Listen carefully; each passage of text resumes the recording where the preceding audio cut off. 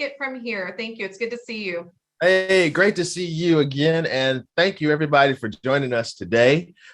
We are going to have a nice time here talking about finding and securing talent. But what I'd like to do is first share my screen so I can share my presentation for today.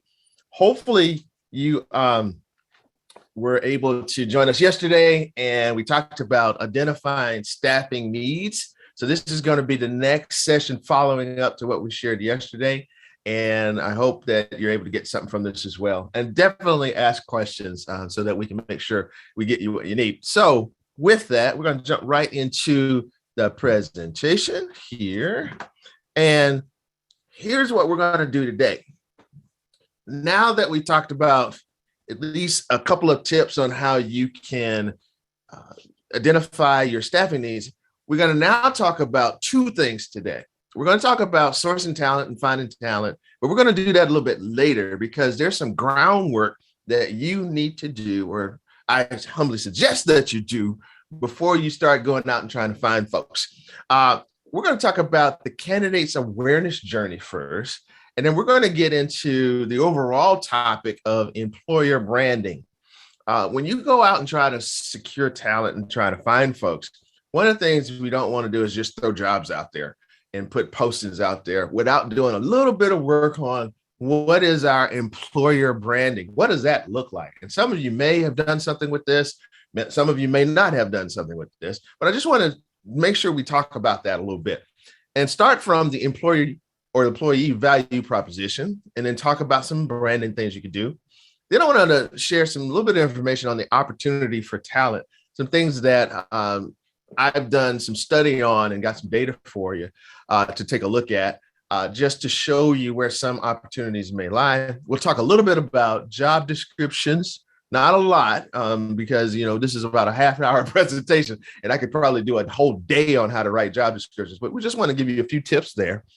I want to talk about bias in recruiting. I am a DEI consultant as well, and one of the things I want to make sure that we touch on is how do we make sure we don't have bias in our recruiting? Because sometimes when we succumb to certain biases, we actually leave top talent on the table.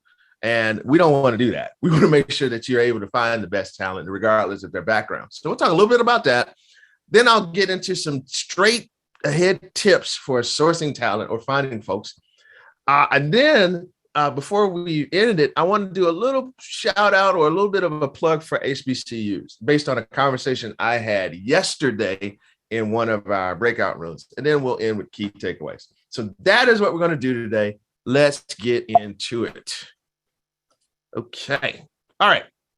So this is what we call the candidate awareness journey. And I know this looks weird, but let me show you what this is. This is how candidates that are active today, 2021, interact with your messaging, with your online brand, with your website before they apply. Okay. So you see here, the first thing, if you read this, you want to read it from the top left going down. So they may see a tweet if you do that. And some of you are probably saying, I don't tweet. Well, that's okay.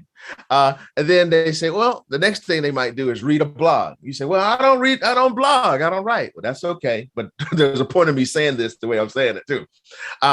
The next thing that I think a lot of folks do is visit Glassdoor. Now, if you're not familiar with Glassdoor, Glassdoor is one of those websites where people can come and actually give opinions and recommendations on companies and how to work for them and where to work. So with Glassdoor, you will see different opinions about different companies and the work experiences people have had at those companies. So that's a stop a lot of candidates today are going to make when they're looking at working for your company.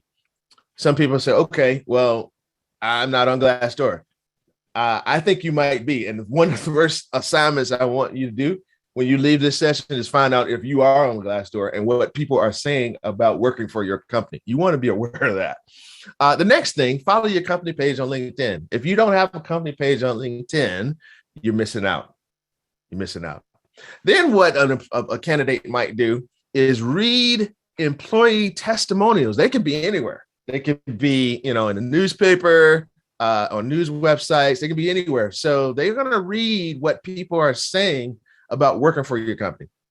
Then they're going to visit your career page. If you all have websites, which I know we talk about in the Streetwise MBA about having a web presence and some of that social media stuff we want to do, the next thing they're going to look at is go to your website and they're going to look for your career page. Then the next thing they're going to do is register for what's called a talent network. And a talent network simply is you're a group of people interested in working for a company, and you register for the talent network, and then they start to send you some communication on that. Then the next thing that may happen is once they get a communication, the candidate, in email, they may click on it and actually read your content. And then the next thing they do is if you have an event, maybe you invite candidates in to learn about the organization, learn about your company, learn about your products. They may register for an event from that email. Then they may actually attend the event that you may have. And then you may send them another email from attending the event. And then with all of that interaction, they may apply for one of your roles. So the question is, okay, why did David Edgerton Jr. just put this graphic up here for us? I want to show you and start this presentation with, this is what candidates are doing today when they are beginning to look for their next opportunity. This is what candidates are doing when they are searching for the next job. They're doing all of this. And the question is, are you able to interact with them in any of these spaces? Not necessarily all of them, but are you able to interact with them in any one of these things? So in order to be able to do that, what we want to do first is talk about, do you have an employee value proposition? So let's talk about what an EVP is, okay? You see it's a Venn diagram here. It's what your company wants from a candidate. We talked about staffing needs yesterday, so we're already there with that. But then on the other side, it's what your talent wants. In other words, the candidates applying for your roles, what do they want? So when you now overlap what they want and what you want, you now have what's called an employee value proposition. Before you can go search for people, advertise jobs, which we're going to talk about, you should have for your organization an employee value proposition. Why is that important? Well, one, with the way the job market is going now, there are folks who have choices. And the choices they have is to work for multiple organizations, multiple companies, because talent is, in demand. What differentiates your company, working for your company versus working for another company? That would be your employee value proposition. Okay. So let's get into this a little bit. The three things you got to be concerned about with this whole thing with employer brand and EVP and culture, those are the three things that you need to be really looking at as you begin to try to attract talent. Okay. The culture, right? It's your values, your goals, your attitudes, your practices. Remember when I said yesterday, before you're able to figure out, your staffing needs, you need to go back to why you exist and your vision and your mission. Well, the reason I said that is, as you now get ready to go out and find people, you also have to talk about your culture, and your culture of your organization includes all of those things, but it also includes how you treat each other. It also includes how you do business. So all of those things are things that people are going to be interested in if they're going to come and work for your company. Again, your employee value proposition, which is what we're talking about now, that's the promise that you make to employees in return for their commitment. That's really what it is. It's the sum of all the benefits and rewards that employees receive from the organization they work for. So the EVP is the thing that we want to start thinking about is, what is it that we're going to offer someone? And it's not necessarily salary, but I got a diagram for this in a minute. But it's not just salary, but what are we going to offer someone that's going to attract them to come work for us? And then, of course, the employer brand, which we want to talk about a little bit, which is, as this says here, the face a company shows the outside world as a potential employer. Let's contrast that a little bit with the marketing that you already do. All of you sell products or services to a particular customer, a particular market. Most of the marketing, if I'll say just about all of it, probably deals with how you want to position yourself selling those products and services to that market. Well, that's not your employer brand. Your employer brand is, what are you telling people it is like to work for your company? And a lot of people don't put a lot of emphasis from their marketing efforts into the employer brand. But as you will see, there's a lot of advantages and opportunity that you can experience if you do some investment in showing your company as a good employer or a desirable employer. So these are three things I want you to think about as you begin to put together your EVP. So let's go into that a little bit more. So this is a diagram of pretty much I'll call it a general EVP, employee value proposition, because it has all of the components. But let's kind of go around the circle so I can show you what that looks like. All right. The first thing, rewards and benefits. You see, there can be monetary rewards. There can be intrinsic rewards, ancillary rewards. So basically, what do you get, or what do you offer a candidate as a part of their comp, as a part of their benefits? What do you offer them that meets their felt needs, if you will? Okay. That's one piece of your EVP. The other piece could be the actual work itself. As you look at the work in the role itself, you look at, where is it located? Is it close to their home? Not far? The commute is not a bad one. What kind of impact are they going to be able to make with the work that they complete, right? Is there variety? And I think I talked about variety a lot yesterday when we were talking about defining your staffing needs, making sure you design jobs with variety. But now candidates are going to be looking for that variety too, as a part of what is in their work. The challenges they face, the purpose and autonomy, same kind of thing that you talked about yesterday. All of that makes up the work part of the employee value proposition. Now, advancement. Remember, we talked about mastery yesterday. Can you get into a role and can you have growth opportunities to master it? So that's also part of the EVP here. What kind of opportunities are available for advancement, and do you offer growth plans for folks once they join your organization? That's part of the EVP. Now, the people piece, I don't know about you, but when I worked in corporate, one of the things I did like about working at certain companies was the fact that the people were awesome. Yes, they were. I mean, you had folks that had great camaraderie. You got folks that really knew what they were doing, very competent, had great leadership styles. Also, the social dynamics. We could work from Monday to Friday, and every now and again, Saturday and Sunday, we get together, or maybe after work, we could get together. So that social dynamic in the organization is also something you can market to candidates that's interested in working for you. And then last but not least, you've got the affiliation piece. Now, when you talk about brand awareness, product quality, market position, those are the things that you're probably already marketing and selling into your market. So some people may want to work with you because you make a quality product or you offer an awesome service. You do really well as it relates to responding to feedback to customers. They see what you sell, how you sell it. They see what you build, how you build it. And they say, you know what?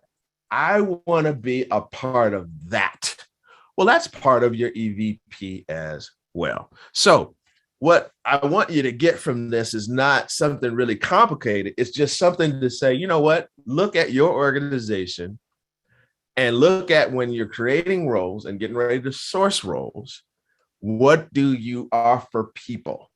And look at it this way, because what the candidate is going to do, I guarantee you, they're going to be comparing the employee value proposition to other employee value propositions with other organizations. So one way you can differentiate yourself as an employer is to look along these dimensions and see what you can do that adds value to the candidate experience.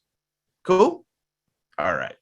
So with that, let me give you a couple of tips here as it relates to getting started with employer branding, something for you to think about. First thing, you want to get everybody that's on your leadership team involved. And if you're a single person owner business like me, then that's not too hard to do. You have that discussion with the three people in your business, me, myself, and I. And then you say, you know what, this is something we need to do. So sometimes it's really easy to have that discussion. But if you're a little larger than I am, as far as employees, you just want to get people together to say, hey, we want to be focusing not on the marketing and branding for our products and services. We also want to be focused on the marketing and branding of our organization as an employer. That helps you attract really great top talent. You want to bridge the gap between marketing and in HR or human resources. So bridging the gap between marketing and HR is this.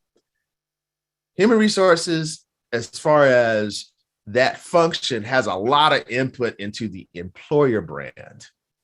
But marketing also has a lot of input into the employer brand too, because they're going to be doing the promotion and communication, and HR is going to be doing the work of the recruiting and the sourcing. So you got to have those groups kind of working together on this idea of how your company comes across as an employer. Size up your company talent needs. We talked about that yesterday, figuring out what your staffing needs are. And we showed you how to do that. So as you get into employer branding, you want to make sure you have a good pulse on what your talent needs are before you start putting messages out there about what it is to work and what it's like to work for your organization. Define a clear employer value proposition. That should be employee, but your EVP, you got to define that, because when you're talking to people and somebody says, hey, why do I want to come work for you? It's almost like an elevator pitch. Sometimes you could actually create that as an elevator pitch. Why do you want to come work for me? Or better yet, why do I want you to come work for me? Or why it'd be good for you to come work for me? And you basically take those pieces that we just shared, and you can maybe even put it in a sentence of what you offer and why it's great to come work for your company. That would be very helpful as you engage the market and as you engage the talent that's out there. Build flexibility into your framework. That means you got to add employer branding along with the rest of the branding that you do. 4 more tips here. Get your current employees on board first. That actually should have been the first tip. Because if you're trying to put together employee branding and your current employees have an opinion of you that does not align with what you're trying to put out there, that could be fundamentally a challenge in trying to engage in these types of activities. So you want to make sure you touch base with your employees first to make sure they're on board to say, hey, here's what we're going to tell the market and tell the world about us and what it's like to work for us. And if you've got some great employees, which I think a lot of you have, by you being the entrepreneurs that you are, by you being a part of this program, being great companies to even participate today, I'm assuming that you have some really great employees that are part of your team. So you want to make sure they're on par. Okay. Leverage social media. Yes, you got to do that today in 2021. I'm still trying to figure out TikTok. I don't understand it. I don't know why it's so popular. Please forgive me for those that use it. But I'm going to tell you this. You might want to figure out if there's an opportunity to use it to advertise your roles and your jobs, because that's where the eyeballs are. Okay. Keep an eye on your competition. I'm pretty sure that there's somebody out there using TikTok that competes with you, maybe not in your area, but across the country, that does the same thing you do. So maybe what you do is look at them and say, well, how are they using that to attract talent? That'd be a nice little homework assignment for you. And then, of course, get into the right shape for talent, meaning get into a position so that when they show up, you can definitely onboard them, which will be tomorrow's session. And you can definitely make sure you retain them, which will be another session in the later on part of the week. All right. So with that, okay, a little bit of data for you. I'm sorry it's a little dated, but I grabbed this from my presentation I made at the Solve It conference a couple of years ago. I think it was last year when that was. But let me show you what this is telling us. The black line represents the weekly median salary for folks with certain educational requirements. The gold bars represent the unemployment of those same people.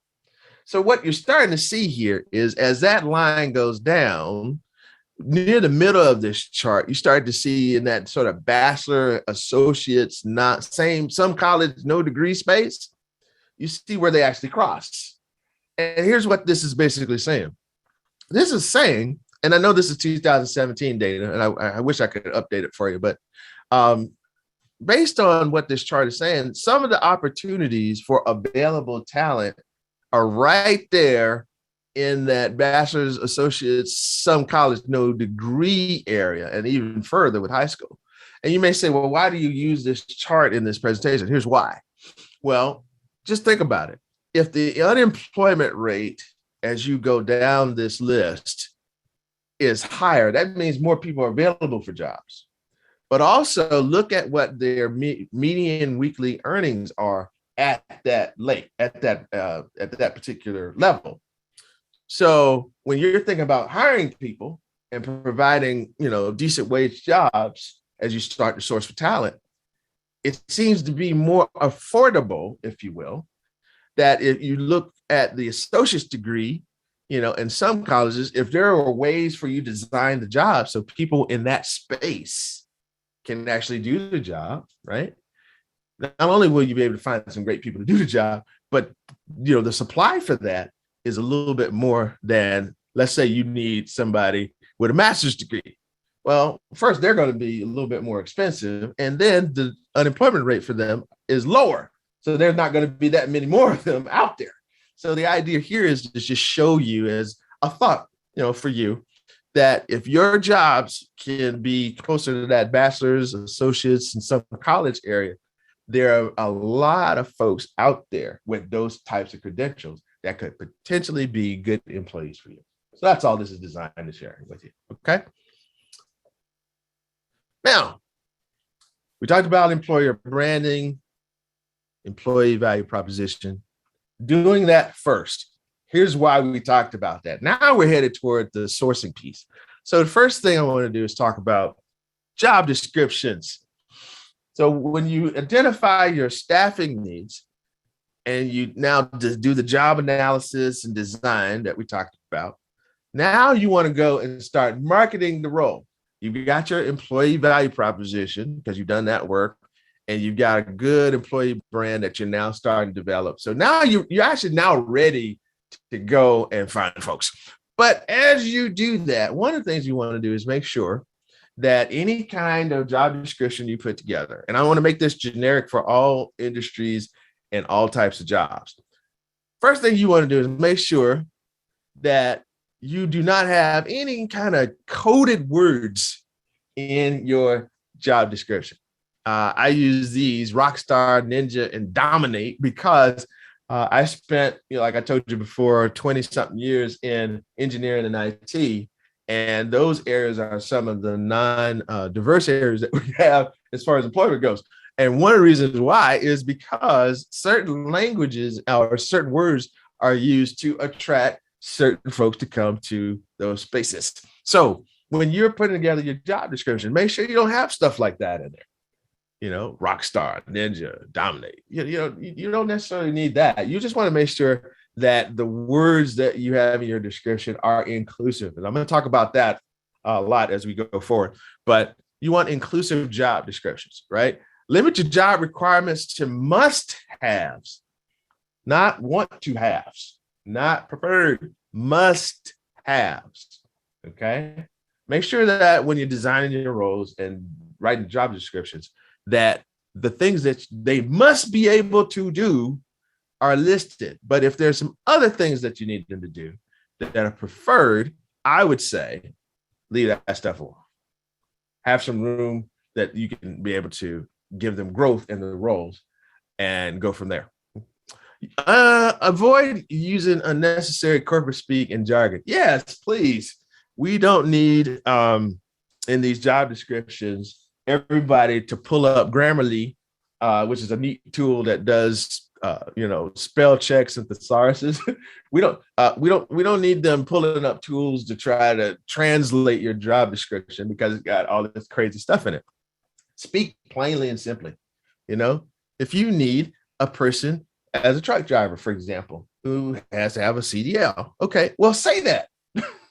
And not only say that, say, hey, you can talk about how fun it is to drive the truck, but you don't have to get into a lot of technical things that they need to be able to do in order for them to be attracted to the role. Just make it simple and plain, because that's what's going to attract people. Also, if you have a commitment to diversity and inclusion, make sure that you put that in the description as well. And the reason I talk about diversity and inclusion, not only because it's what I do as part of recruiting, but because I think you leave a lot of talent on the table when you don't acknowledge that. Make sure that no matter who the talent is, they feel that they can come work for you. So make sure you put statements around that into your job description. And then, of course, if there's some benefits like parental leave or childcare subsidies, stuff like that, make sure you have that in the job description as well. Cool. These are some tips for as you're writing your job descriptions, right? Making sure that you outline the competencies, the knowledge you have to have, the skills you have to have, and the abilities you have to have. As you're outlining those in the job descriptions, also take these tips and make sure that once they're done, they are very inclusive. Okay.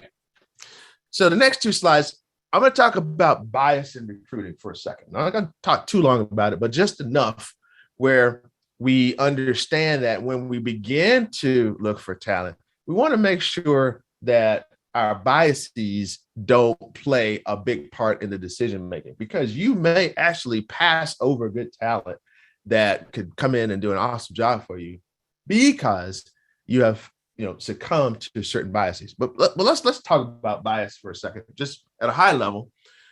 Our brain is bombarded with, I think, 11 million bits of information every minute. So what a bias simply is a shortcut to process information coming at us. All right, that's what it is. And not only is it that, we all have them. Doesn't matter who you are. You have a bias, okay? I have a bias for Jimmy John's. Let me just be clear. Not Subway, not some of these other places, but Jimmy John's. Now, Jersey Mike's is good too, but I got a bias for Jimmy John's, okay? There's nothing wrong with that. And the reason I have a bias for Jimmy John's is because out of the 11 bits of information that is hitting my head every minute, there's a Jimmy John's 4 blocks from my house. So I'm gonna shortcut all that stuff when I get hungry and I'm going to Jimmy John's. That's a bias. That's just how that works. So we all have them, but there are a couple that impact our decisions for hiring that I want to talk about real quick. And these are the ones. They're like 16 to 18 of them, but I picked these because these are the ones that, as we're going out trying to source talent and trying to recruit folk, these are the ones that come into play. So let's talk about them real quick. So the first one is height bias, right? Let me tell you what that is. I think the stat is about 60 to 65% of every CEO on the Fortune 500 list is higher or taller than 6 feet. So what does that mean? Just because somebody's 6 feet taller, you think they're a leader already. I mean, that's the shortcut. Well, that's not true. It's not true. So what you got to think about is if somebody shows up at your interview and they're tall, well, they're probably just tall. That's just it. But it doesn't mean that they're any better or can do the job better than anybody else. The only place where that could be an advantage is basketball. And I will tell you, at 5'10", I will never dunk a ball. So I'm not going to apply for that job. Next one, gender bias. We know what that is, right? Ladies and men basically, are set to do certain jobs, for example, right? And I've seen this one in a lot of places, where when logistics companies and trucking companies put out their job descriptions and going to market, they seem to write them so that women who have CDLs and could actually do the job are discouraged from being able to do that. So how can you change it to make sure that, for example, men and women who have that license and can drive that truck would want to come and work for you? All right. Attractiveness bias. That's one where we based on, looking at candidates, if they're very attractive, we feel like it just do the job. We all know that, that's not the only thing that has to go into a person's requirements for doing the job. But sometimes we skip things because of attractiveness. Halo effect and horns effect are similar, but they're opposite. So the halo effect basically says you have a candidate who does something very, very, very well.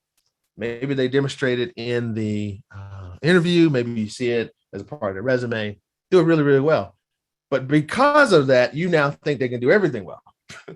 That's the halo effect, right? But then the horns effect is the opposite. They do something wrong, may have made a mistake somewhere.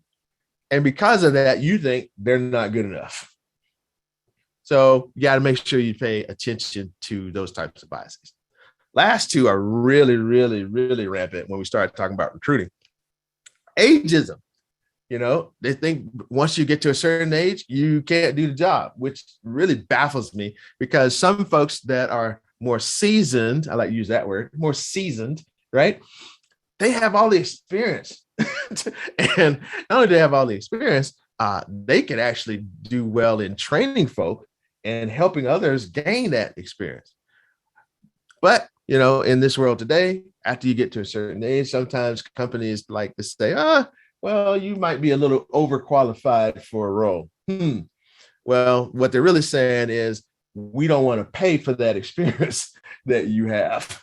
And we don't want to, bring you in because I can get 3 young people, for example, to do what one person could do based on cost. Well, I need you all to think about that and say, all right, well, regardless of age, do I need them? Do I need their skills? Do I need their experience to be able to help my company be successful? Name bias. Oh boy. So name bias is an interesting one. Name bias is this: you get a resume or you get somebody to reach out to you, a cover letter, and just based on the name they have, you toss the resume. I've seen this happen. The name may have several consonants in it and very few vowels, if you will. So because of that, the bias comes in.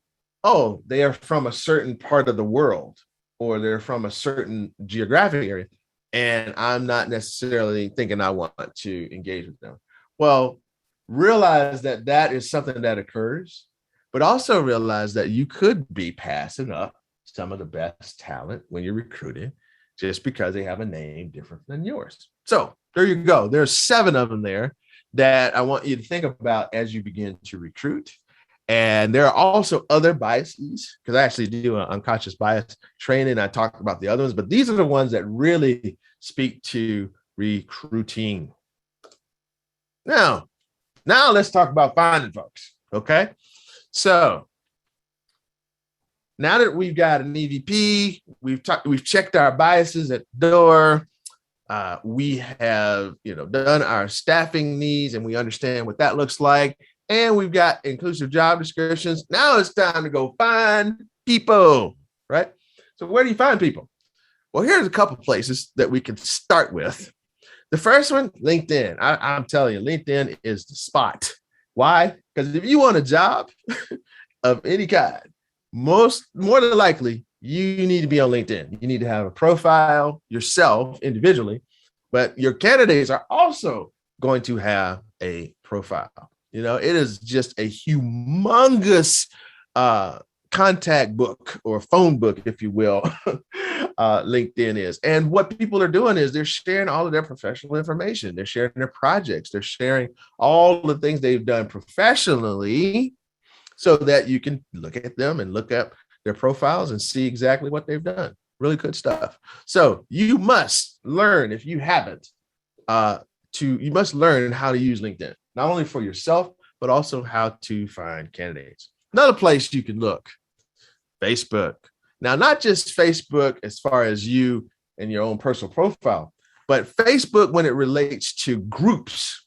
So there are groups on Facebook, and you've probably seen the latest commercial as it relates to Facebook. They talk about all the different groups that they're advertising, but there are groups on there that are related to what you do. So if you can find some of the groups, that are out there, and then place jobs, or at least, make posts in those groups about your organization and what you're trying to do and hiring, you may find some talent that you wouldn't find on LinkedIn, actually, and Instagram as well. Okay. So that's another place. Twitter, I haven't done that much with it, but I know that as a recruiter myself, I use Twitter to put out certain jobs that I'm searching for. So if you use Twitter, that's a good place to go and check on job opportunities, especially from the companies directly. So if you have a Twitter account for your company, that's a good place to be able to place job ads and people can find you. Now, the next couple are a little bit more specific. So there are specialized job websites and job boards that you can take advantage of. For example, a lot of work that I do with my clients on the nonprofit side here in Minnesota, we have a website called the Minnesota Council of Nonprofits, and it has a job board. So people in the nonprofit industry, when they're looking for the next opportunity, they go to that specific site, not necessarily the other ones, but they go to the specific site for their particular profession or their particular industry. So if there's some job boards that are out there, some sites dedicated to the work that you do, I would suggest that you figure out how to get your opportunities on those. The next one is university, community college job boards. You go to your local schools that are in your area, your geography, or wherever your offices are, and you partner with them to provide job opportunities to their boards. So people that are graduating from community college, graduating from universities, they will check those first because they're still in school, and they will look for opportunities to get a job. So that's another source that you can begin to advertise your jobs at. Now, workplace planning and development sites, let me tell you what that is. So here, and I'm pretty sure they have them wherever you are, our state has a workforce planning website where they invite employers and companies to post their jobs as well. And I'm gonna tell you why this one is a big one. Because of the pandemic and people losing jobs, when the state stepped in, they said, hey, if you're drawing unemployment or if you are looking for a role, one of the things we have to do is when you do unemployment, you have to show that you're looking for a job. And they send you to the workplace planning and development sites for the state to look for a job. So if they're going to do that with people that are looking for a role and unemployed, well, wouldn't you want to have your job there as a potential way for somebody to find you? So definitely look into that on a state-by-state basis. If you have an economic development department in your state, that's a good place to look for these types of sites. And then last but not least, trade and professional organizations. For each trade or each industry, there is a professional organization that has its own job board. So this is a place where you may want to place an ad for your job. Looking at my time, I've got maybe a couple more slides here. These are just other tips, and I'll just blow through these really quick for us. Remove your educational requirements unless they're absolutely necessary. I showed you a chart on why that's important. Offer benefits that appeal to particular groups, different things you can do there, flexible schedules, and different types of insurance coverages there. Revise job descriptions and job ad language to remove terms that could dissuade underrepresented candidates from applying. You definitely want to do that because you're just going to advance and expand your pool of talent that you have access to when you do that. Another thing you want to do is include a statement in your job ads that applications from all people, veterans, people with disabilities, minorities, everybody is welcome to apply. Think about that. Also join different diverse groups on LinkedIn. Remember, I said you got to learn how to use it, right? Join those groups and other sites to establish relationships that can help you find diverse applicants. And then, of course, this blind hiring practice, that's a really neat thing. I actually advised a client on that, which was basically this. You work with a group to present resumes that don't have anything in the resume that would tell you the background of the person other than the degree and their experience. And what I found is when I work with candidates on something like blind recruiting, they end up finding more people when they take all the things out that appeal to their biases. And it is a really cool thing to see. So that's another idea for you. And then here's another one, the last one here. Skills that are easily teachable. Consider recruiting more for the attitude and offer on-the-job training. I had a mentor that used to say, hey, if I can't find them, I'll grow them. So think about growing people into some of the roles, which also gives them the opportunity to go through autonomy, mastery, and purpose. Okay, last two slides and then I'm done. I was in a group yesterday and one of the nice people in that group said, hey, they owned an architecture firm and they were saying, hey, I said, are you looking for people? And they said, yeah, I've gone to some of the schools. I can't find anybody. And based on their location, I've named a couple of schools. And they said, I never thought about those schools. And they happen to be in the South. And in the South and through the Southeast, there are schools called historically Black colleges and universities. These are wonderful organizations that have minorities that attend them, that go and can serve as a potential pool of talent that you can tap into if you haven't. I'm a graduate of one of them, and that A with the T through the middle on this slide, that is my alma mater, and I'm very proud of this. So these are some schools that you should add to your recruiting list in order to find tremendous talent. And here's why. So if you're thinking, hey, I need to find some more diverse talent, here's some statistics on those kinds of schools. I mean, I have an engineering degree, and 41% of all engineering degrees awarded to African-American students come from these schools. So, I mean, you can find some really great talent based on, connecting with some of these schools, even though they make up 3% of all educational institutions in the United States. So open your, and I'll just do it this way. So as we talk about sourcing talent, first thing, you got to do the value chain analysis we talked about to figure out what your staffing needs look like. Then I want you to think about investing in employer branding and developing a employee value proposition, right? And then I want you to see where you can hire inclusively in key areas in your company. That value analysis, or that value chain analysis we talked about earlier will help you with that. And we'll talk about, pretty much what needs to stay in your organization, where you want to apply, resources for that you want to keep inside. Tap into underutilized talent pools. So I talked a little bit about that because, hey, people are saying I can't find people. Well, maybe you need to change where you look. And when you change where you look, you actually find people, right? And then last but not least, invest in some of the communities for employee brand building. It's always good that if you hire people, you go into the communities where they are, where you serve them, and actually do great things there, because people will see that you're doing that, and they may even say, hey, I want to work for your company.